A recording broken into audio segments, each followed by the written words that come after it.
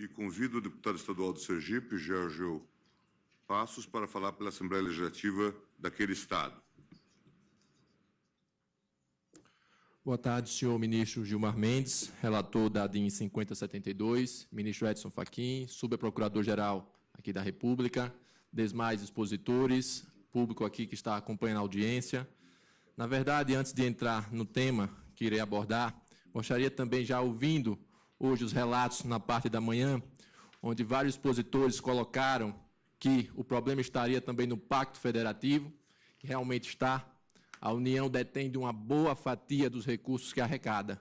Mas, de outra sorte, também, nós percebemos, agora com a intenção da presidenta Dilma de recriar a CPMF, que tanto estados como municípios, ao invés de fazer valer a sua força, quando foi solicitados para dar apoio, preferiram ficar do mesmo jeito. A União com quase 60% da arrecadação, se for aprovado, e os municípios dos estados com 0,09% de 0,38%, demonstrando também que, para dar o apoio político, eles cedem às pressões e os problemas se avolumam nos estados e nos municípios.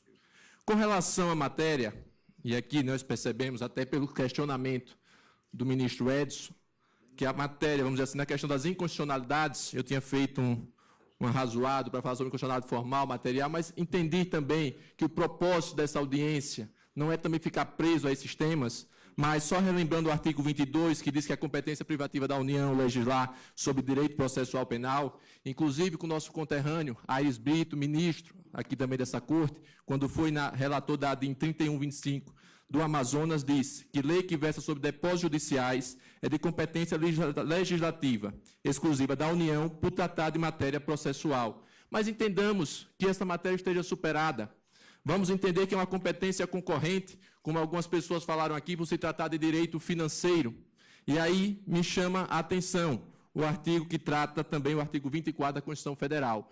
Afinal de contas, cabe à União traçar linhas gerais e os estados e os municípios fazerem as regulamentações e as suplementações. Mas o que a gente percebeu aqui hoje, infelizmente, é que cada estado está legislando da sua forma e avançando além daquilo que foi determinado na Lei Complementar 151, recentemente. E aí cria uma desestabilidade, não há harmonia entre a legislação federal, a estadual e as possíveis municipais que venham ser criadas. E se nós entendêssemos também que não tivéssemos a lei complementar, tivéssemos num vácuo legislativo, onde seria aplicado o artigo 24, parágrafo 4º da Constituição Federal, se os estados saíssem na frente, e aí diz o parágrafo 4º, a superveniência de lei federal sobre normas gerais suspende a eficácia da lei estadual no que lhe for contrário.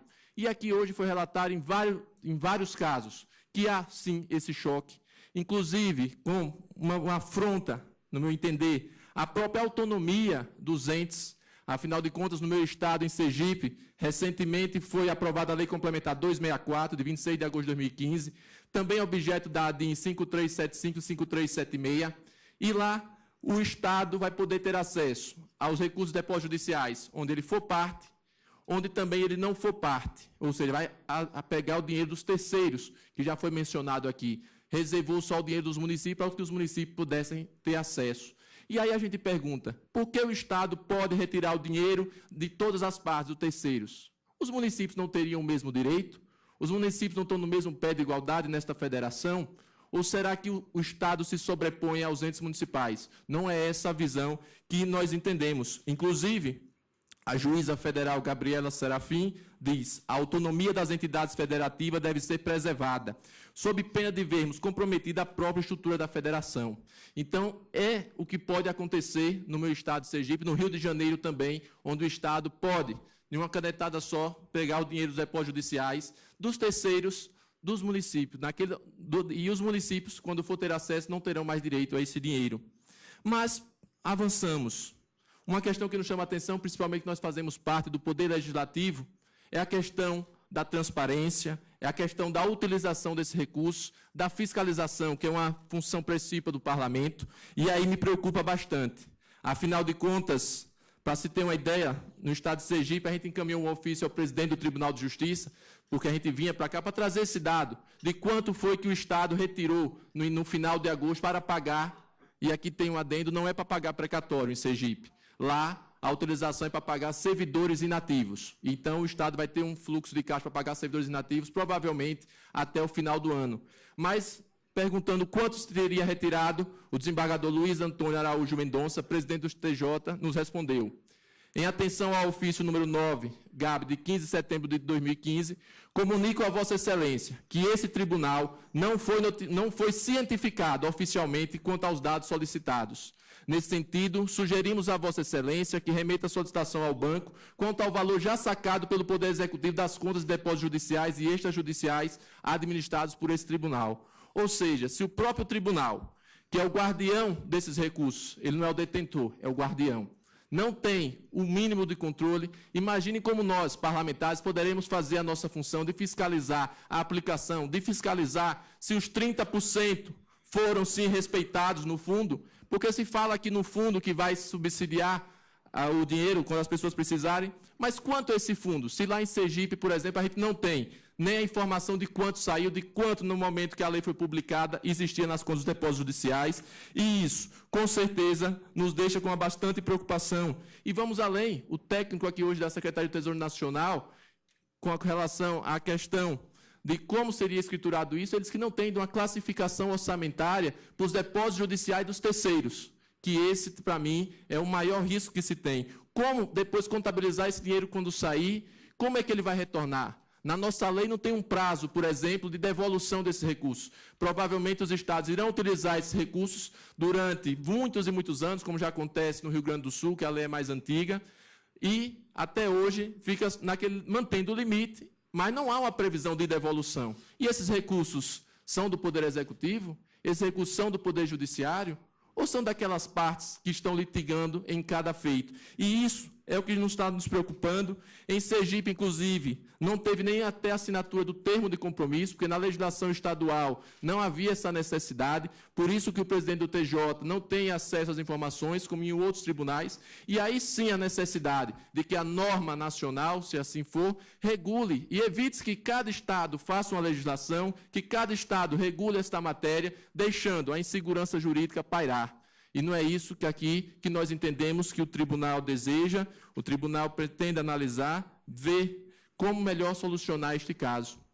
Com relação também ao direito de propriedade, que pouco se falou hoje pela manhã, previsto no artigo 5º, inciso 22 da Constituição Federal, nós percebemos que o Poder Judiciário, e aqui eu já vi várias manifestações do Colégio de Presidente do Poder Judiciário, e foram assinadas várias cartas contestando o uso dos depósitos judiciais, colocando que os próprios presidentes do TJ não assinassem, não dessem, vamos dizer assim, a possibilidade dos poderes executivos utilizarem. Em Sergipe, pelo menos a iniciativa do projeto de lei que lá teve foi exclusiva do Poder Executivo. Mas o Poder Judiciário é mero detentor desses recursos, é um mero guardião. Em verdade, esses recursos pertencem às partes, como já falei, e precisa...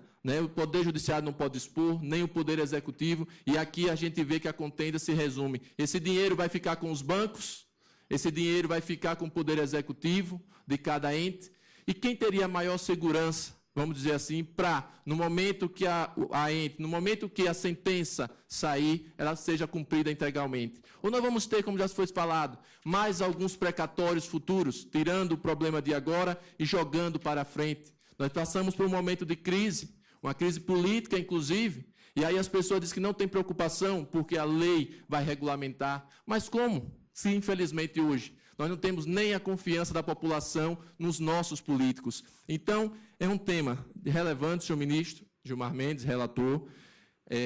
A audiência pública, com certeza, colaborará com Vossa Excelência. Temos certeza que as inconstitucionalidades apontadas pelos autores da ação, inconstitucionalidades formais, materiais, serão, no momento oportuno, vamos dizer assim, vistas pelo senhor, e com certeza essas normas irão sair do mundo jurídico. Nós, como servidores do Poder Judiciário sergipano, como técnico judiciário, nesse momento como deputado estadual, nós sabemos da preocupação que o Poder Judiciário vive, e com certeza, diante de tantos casos, e aí quando dificulta a fiscalização, com certeza, quando dificulta a transparência, com certeza podem surgir novos casos de corrupção, e não é isso que nós queremos. E desde já agradeço a oportunidade, parabenizando pela iniciativa da audiência pública, e uma boa tarde a todos. Agradecemos o pronunciamento do deputado Georgeu Passos.